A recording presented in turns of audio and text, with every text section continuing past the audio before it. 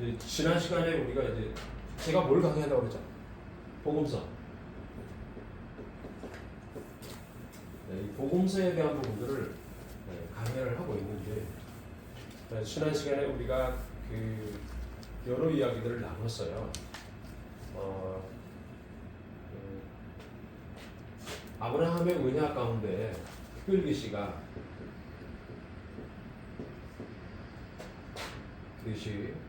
계시에는 두 종류가 있죠. 특별계시와 자연계시가 있어요.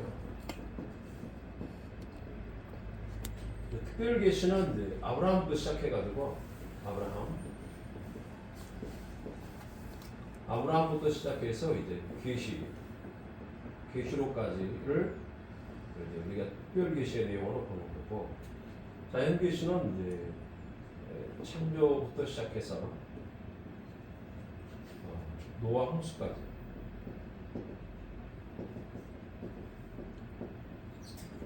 심판까지를 이제 자연계시의 내용으로 보는 겁니다. 창조부터 시작해서. 특별계시 같은 경우는 주로 이제 하나님께서 계시를 해주셨는데, 계시의 내용을 보면은 하나님이 만물을 만드시고 그 다음에 사람도 창조하셨다는 거예요. 그러면 그 창조하신 자에게 창조 피조물인 아담에게 말씀을 주고 이 말씀을 지키라. 그런데 지키질 않았어요.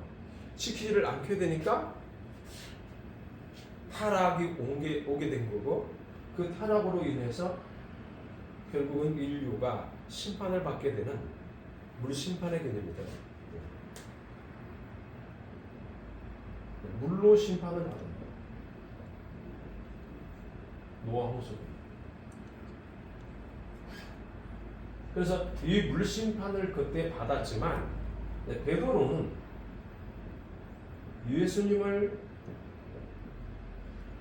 만났잖아요. 예수님의 제자가 된 베드로는 예수님을 통해서 물에 대한 해석을 달리한다. 여러분이 베드로 전서와 베드로 후서를 잘 읽어야 돼요. 베드로 전서 후서의 3장에 나오는 부분들을 여러분들이 읽으시면 이게 나옵니다. 그러니까 부활이 없다고 하는 자들에 대한 부분, 부활론자입니다. 베드로서에 나타나는 부활 부정한 자. 그 다음에 선한 생활을 거부한 자. 한 자들에 대해서 베드로가 이 교회, 이게 교회란 말이에요. 베드로가 교회에 서신을 보낸 거예요. 그러니까 베드로가 그 편지를 쓰면서 예수 그리스도를 통하여 교회가 어떠한 상태에 있어야 되는가를 가르친단 말이에요. 그런데 교회 안에 부활을 인정하지 않아. 그러니까 이제 말세가 있어야 되는데, 부활을 하면 말세가 되어야 되는데 이런 것도 없어. 잠자는 자들이 일어나야 되는데 일어나지도 않아. 지금 오늘날 보는 이 세상하고 뭐가 다를 게 있냐? 이렇게 교회 안에 행비한 의식들이 일어났습니다. 이 시기는 되게 이제 언제냐면 추정치가 되게 AD 4년 이후부터 시작해서 AD 한 60년?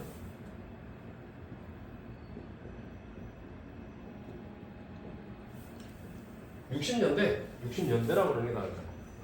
이게 이제 60년? 네. 이런 때에 이제 주님이 승천하시고 나서 이제 그 교회가 이 시대에 이제 초기 교회 시대에 이런 일들이 일어났어요. 교회 안에 갈등 구조가 일어나요. 교회 안에 갈등. 교회의 갈등이 뭐냐? 나는 현실을 사는데 현실과 영은 이게 함께 공존이 안 되는 이런 상황들이 일어납니다. 현실은 내가 삶을 살아야 돼. 현실은 의식주잖아요. 그쵸? 영은 뭐예요?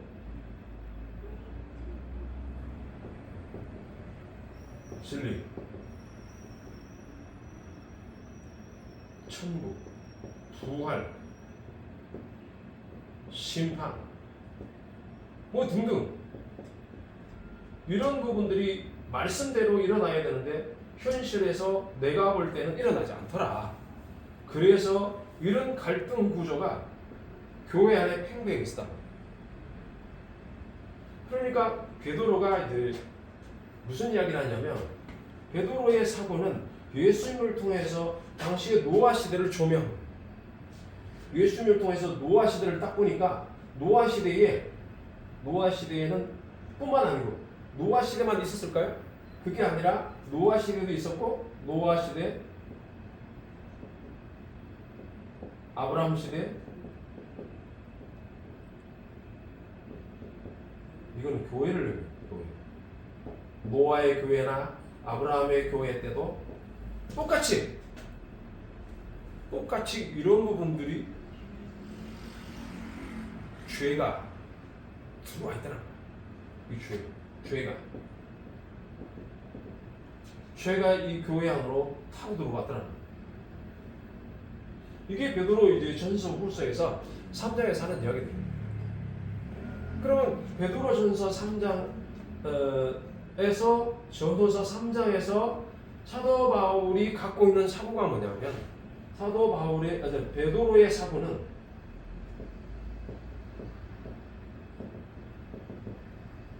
예수님을 통해서 옛 시대를 조명하는, 항상 예수님을 통해서 옛 시대를 조명하면서 그들이 어떤 삶을 살아서 심판을 받았나, 여기에서 역사는 반복된다. 이 역사는 여기에서 이제 역사는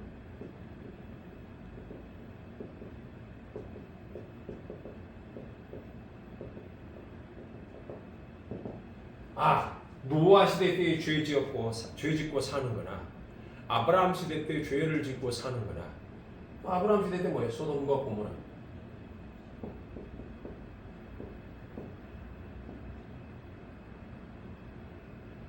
이런 죄들이 많았어요.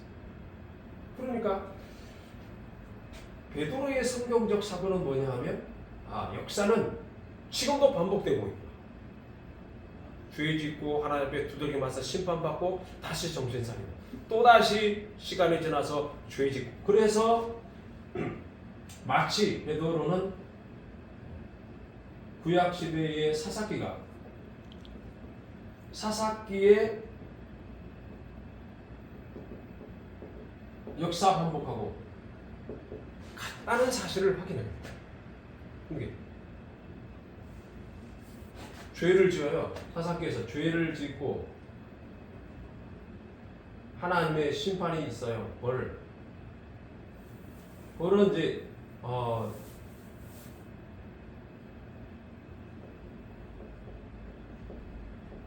이방 민족을 통해 심판을 하죠. 그런 다음에 사사가 하나님이 보내시고 그 다음에 구원을 받아요. 그 다음에 평안을 줘요. 그러다가 다시 죄를 져요. 그쵸? 죄 짓고 그 다음에 죄로 인해서 하나님이 심판을 주고, 그래서 고통 가운데서 힘들면 사사를 보내가지고 하나님 죄하지면 돼.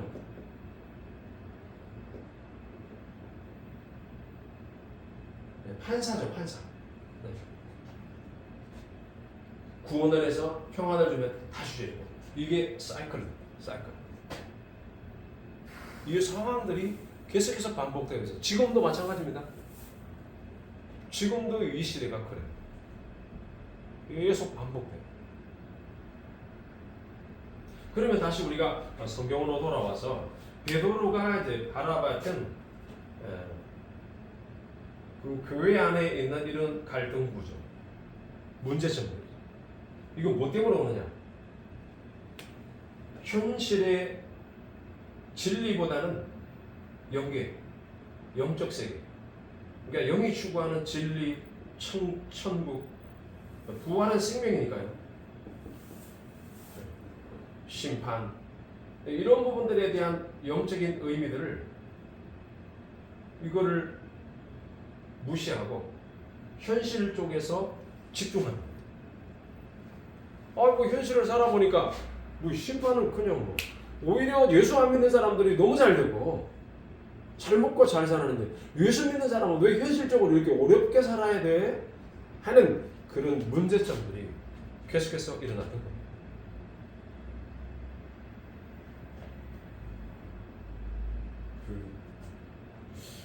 어떤 분의 이야기를 들었는데 귀초수급자가 목사님들이 많대요. 네.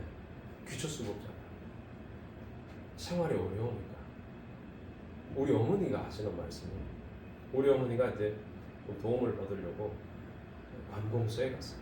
옆사무소에 갔더니 왜 나는 이렇게 뭐 기초 수급자로 만들어지지 않습니까? 그랬더니 자녀들이 잘 산대. 근데 그때 우리 어머니 하시는 말씀이, 우리 아들 목사는 개척교회라 가난하게 사는데요. 이렇게 이야기를 했나 봐요. 그러니까 그때 고모원이 그런 이야기를 했답니다. 어머니, 그 귀초수급 신청을 해보세요. 목사들이 귀초수급자가 많아요. 라고 얘기했다. 현실은 그래요. 현실. 어렵죠. 하나님 말씀을 가르치기 위해서 몇십 년 동안 의사보다도 더 많은 공부를 해오고, 우리 가르치는 교수님들이 다 박사들입니다. 박사 받으려고 얼마나 공부를 했겠어요. 6년 동안 못 받다가 우리 강영철 박사하고 저하고는 6년 동안을 교수님한테 찍혀가지고 못 받고 있다가 먼저 받고 그 다음에 저도 받게 된 거예요. 그게 2015년 메르스 사태 때 받았어요. 목발을 짚고 그렇게 가서 전 가족이 가서 제가 프레젠테이션을 하고 그렇게 해서 경상학 박사를 받았던 안양대. 그렇게 받았는데 삶은, 현실은 넉넉지 않더라는 거예요. 그런 갈등이 오늘도 똑같이 베드로가 그 서신을 전하여 받은 모든 교회의 상황들이 다 그랬다. 그들이 잘 살든 못 살든 현실이 벌어지는 것들은 주님이 오신다고 하는데 안 오고 있다. 심판이 일어나는데 안 일어난다는 거. 그런 것들을 보면서 부활을 열망하고 살아갔으나, 그러나 거기에 대한 아주 긴급한 종말을 바랬지만 그 종말이 없다라는 겁니다. 오늘 이 시대도 마찬가지예요. 주님이 얼른 왔으면 좋겠는데. 그래서 제가 오늘 성경 공부팀들에게 뭐라고 얘기했냐면, 주님이 오실 때 오시는 것보다도 여러분들이 먼저 갑니다. 여러분이 살아있는 동안에 주님이 오시는 것보다도 여러분들이 먼저 갑니다. 그걸 먼저 준비하시라 라고 이야기를 했습니다. 마찬가지입니다. 그러면 베드로가 교회를 향해서 이런 갈등 구조를 갖고 있는 이 교회를 향해서 뭘 진리를 가르쳤느냐 하면은, 이렇게 노아 시대 물심판이나 소돔 고모라가 멸망하는 이 모든 것들을 통해서 이것은 세례다. 응? 뭘로 봤냐면 세례다. 세례라는 것은 죄를 씻어내는 거잖아요. 네. 세례에 두 가지 요소가 있어요. 세례에는 두 가지 요소가 있어요. 세례의 이 요소.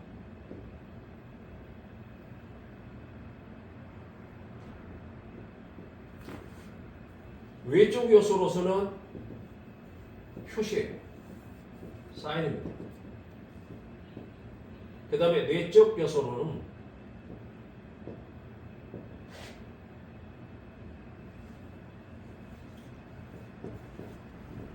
영적이에요. 영적은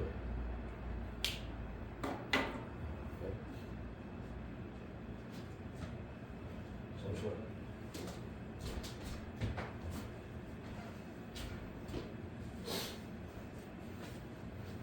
자, 세례의 두 가지 요소는 하나는 표고 하나는 영적이 있는데요.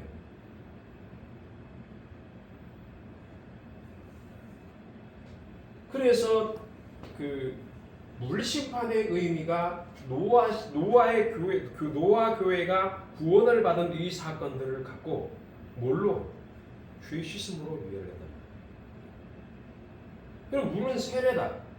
물은 세례다. 세례를 받았다는 것은 예수 그리스도를 믿는 믿음 안에서 교회가 구원을 받았다는 겁니다. 그러면 그런 죄로부터의 구원을 받았으면 그 다음에 뭐냐? 그 다음에 이제 세례를 받았으면 그 다음에 뭐가 나오냐면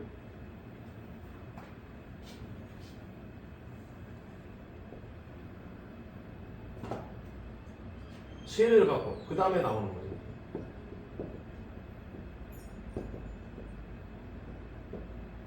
선한 행동이 나와요. 선한 행동의 근거가 뭐냐? 십계명이다.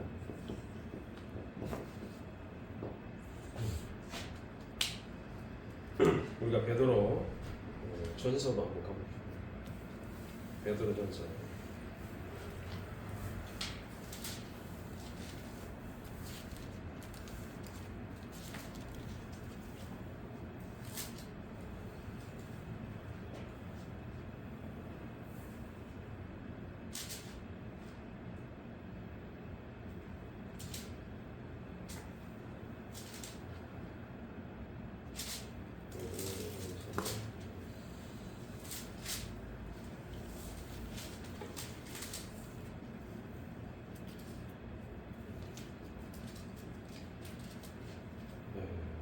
여기에 보시면은 베드로전서 3장에 보면은 너희가 열심 13절에 너희가 열심으로 선을 행하면 누가 너희를 해하리요.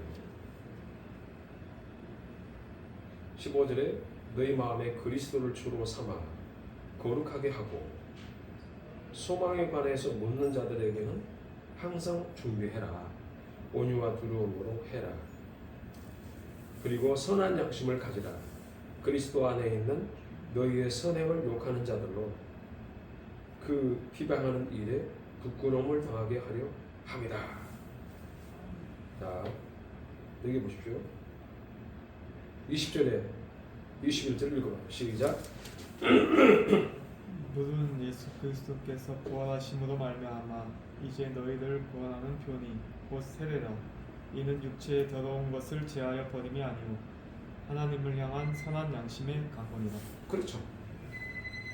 하나님을 위하여 하나님을 향한 선한 양심, 행동하는 양심이 되라는 그 내용들을 여기서 말하고 있습니다.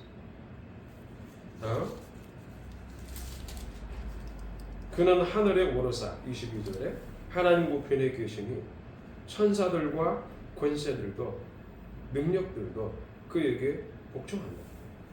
천사들, 권세들, 능력들 하나님 우편에서 100% 복종한다. 그러니까 천국은 이 영계를 우리가 죽음 이후에 영적 세계로 들어가고 영적 세계가 지옥과 천국으로 나뉘기 때문에 이 천국에 들어가는 그리스도인들은 바로 이와 같은 하나님을 찬미하고 높이는 그 시스템 속에 살아간다. 베드로 후서랍니다. 베드로 후서 3장. 하나님의 나라에 관해서 3장 1절. 사랑하는 자들아, 내가 이제 이 둘째 편지를 너희에게 쓰노니 이 두 편지로 너희의 진실한 마음을 이룰게. 진실한 마음. 하나님 앞에 선한 양심을 세례를 받고 나서 선한 양심을 갖게 된 것을 일깨워준다. 이 말은 뭐예요? 선한 양심을 받았는데 이게 무뎌졌다는 거잖아요. 그래서 일깨워준다. 즉 진리로 닦아주고 깨우쳐준다. 이런 의미입니다. 곧 거룩한 선지자들이 이하는 말씀과 주 되신 구주께서 너희의 사도들로 말미암아 명하신 것을 기억하게 하려 하노니. 진리를 기억하게 하겠다. 베드로후서 3장 3절입니다. 먼저 이것을 알지니 말세에 조롱하는 자들이 와서 자기의 정욕을 따라 행하며 조롱하여 이르되 주께서 강림하신다는 약속이 어디 있느냐. 조상들이 전후로부터 만물이 처음 창조될 때와 같이 그냥 있다. 이는 하늘이 예적부터 있는 것과 같이 땅이 물에서 나와 물로 성립된 것도 하나님의 말씀으로 된 것을 그들이 일부러 잊으려 함이로다. 베드로전서 3장에서도 물에 관한 이야기가 나왔죠. 네, 이것도 마찬가지입니다. 하늘이 예적부터 있는 것과 같이 땅이 물에서 나와 물로 성립된 것도 하나님의 말씀으로 된 것이다. 네, 물 가운데서 육지가 드러나죠. 그렇죠? 물 가운데서 육지가 드러난다. 네, 그런 내용입니다. 네, 그거는 다른 영적 의미가 있는데. 그리고 물과 물로 성립된 것도 하나님의 말씀으로 된 것들을 그들이 일부러 잊으려 했다. 이 말씀. 다시 말하면 하나님이 창조를 통하여 하나님의 뜻을 드러냈다는 사실이 창조 기사에 그 부분들이 기록되었듯이 하나님이 똑같이 예수 그리스도로 말미암아 재창조, 중생을 받게 하셨다는 이 사실에 대한 것은 엄연한 사실이란 말이에요. 첫 번째 창조가 사실이듯이 예수 그리스도로 말미암아 믿는 모든 자들을 재창조한 이 놀라운 사실들은 똑같다, 같은 내용이다. 이제 이로 말미암아 그때의 세상은 물이 넘침으로 멸망하였으니, 초기 때는 처음 창조 이후에는 물이 넘침으로 멸망했다. 그러니까 세례를 통해서 뭘 의미하는 겁니까? 세례는 내가 죽는다는 거잖아. 내가 죽는다는 거야. 내가 죽어서 씻어냄을 받는다. 물에 넘침으로 그런 의미입니다. 진리가 충만함으로 죽었다 이 말. 옛사람이 죽는다 이 말입니다. 이제 하늘과 땅은 7절에 동일한 말씀으로 불사르기 위하여, 동일한 말씀으로 불사르기 위하여. 이 말은 뭐예요? 진리의 말씀, 성령의 말씀은 곧 불이기 때문에 그 말씀으로 말미암아 우리를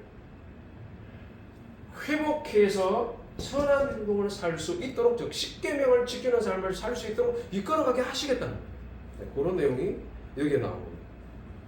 그래서 심판과 멸망의 날까지 보존하여 둔다. 하나님 말씀대로 사는 자에게는 멸망이 아니라 생명이고, 하나님 말씀대로 살지 않은 자에게는 멸망 그 자체가 된다. 왜요? 마음에 기쁨이 없는데. 말씀을 지켜야 즐겁고 행복하지. 말씀을 안 지키면 즐겁고 행복한 것이 없어요. 자, 그래서 8절에 보면 하루가 천년 같다 이야기를 했고, 9절에 보면은 이것이 더디어 그러니까 늦어지는 이유가 뭐냐면 모든 사람이 회개하여 이르기를 원하는 하나님의 기다리심이다 라고 9절에 이야기하고, 주의 날은 도둑같이 온다. 그 다음에 하늘이 큰 소리로 떠나고 물질이 뜨거운 불의 풀어짐과 땅과 그 중에 있는 모든 일들이 드러난다.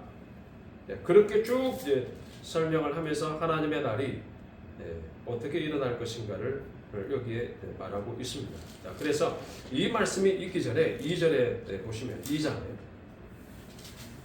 거짓 선생들과 선자들이 어떻게 멸망받는가 하는 부분들에 대한 분들을 여기에 설명합니다. 2장 4절에 보면 하나님이 범죄한 천사들을 용서하지 아니하시고 지옥에 던져 어두운 구덩이에 누워 심판 때까지 지키게 하셨으며, 그 다음에 이 세상을 용서하지 아니하시고 오직 의를 전파하는 노아와 그 7 식구를 보존, 그리고 경건치 아니하는 자들을 심판하셨다. 그래서 소돔과 고모라 성을 멸하기로 정하고 후세에 경건치 않은 자들에게 본을 삼았다. 그러면 노아 홍수나 그 다음에 여기 보면 소돔과 고모라의 이 심판은 후세의 본이다. 자, 베드로를 살아갖고 오늘 이 시대에, 우리 시대 2025년 우리 시대를 살아가는 우리들에게 이때 본, 교훈이죠. 교훈을 삼게 한다. 그래서 비유가 되는 겁니다. 비유. 우리에게도 마찬가지입니다. 그때가 이런 상황이니까 우리는 이러이러한 삶을 저들처럼 살지 말고 우리는 하나님 앞에 똑바로 살자. 네? 선한 양심을 따라 살아가자. 그래서 이제는 또다시 범죄함으로 죄를 씻는 일에 우리는 들어가지 말고 이제는 거룩한 삶을 거룩을 향해서 살아가자. 이게 뭐예요? 의지적 행동.